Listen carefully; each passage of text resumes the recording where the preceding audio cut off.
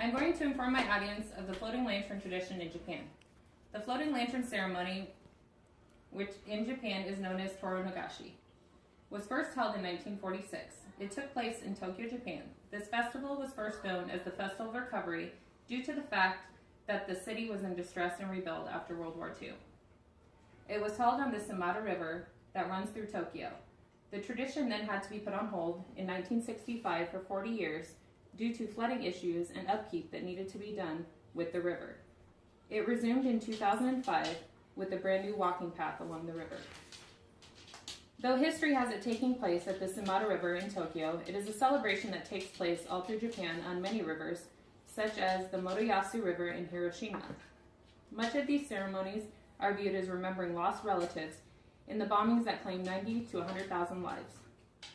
So an interesting fact was that the Avon Dome, which is the closest to the Motoyasu River, was actually one of the only buildings left standing through the bombings.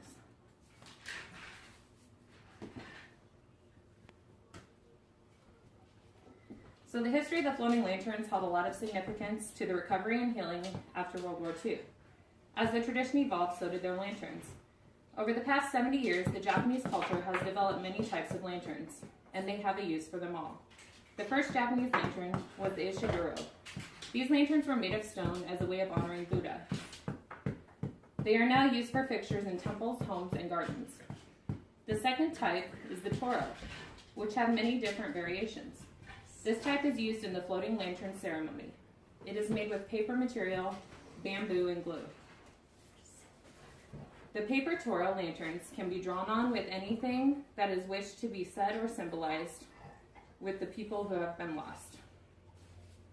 The third and most commonly used for decoration during their festivals is the common Chochin paper lanterns.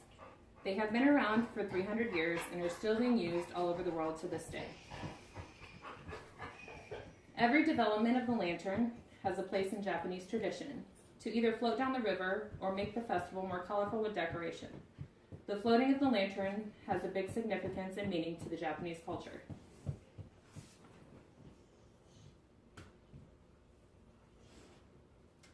So the floating lanterns takes place during the final day of the Japanese tradition, Obon. Now during this time, the graves of the loved ones are visited and giving special offerings to welcome their spirits back home. Then they thank their spirit for guiding and protecting them. The lanterns are then lit and placed on the river as a way to accept their offerings and guide them back to the afterlife. Being held in mid-August around the 16th, anyone is welcome to view the event.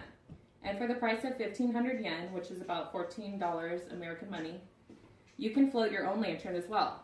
It is a beautiful, worthy sight to see, as 3,000 lanterns are usually floated down the river every year. Toru Nagashi is held for remembrance of the Japanese culture. It is meant as a joyous occasion to celebrate the deceased. It has been around for many years and continues to be a sight to see. It started in the devastating aftermath of World War II and has since evolved into the tradition of celebrating and remembering the dead. They celebrate the lives of loved ones they have lost by welcoming their spirits back home and then setting free to guide them back to the afterlife. So with a little glimpse into the tradition of the floating lanterns, you now know the significance of the ceremony and why it stands as an important day in Japanese culture. Hey, it's better than being in front of like 100 people. Yes, that's right. So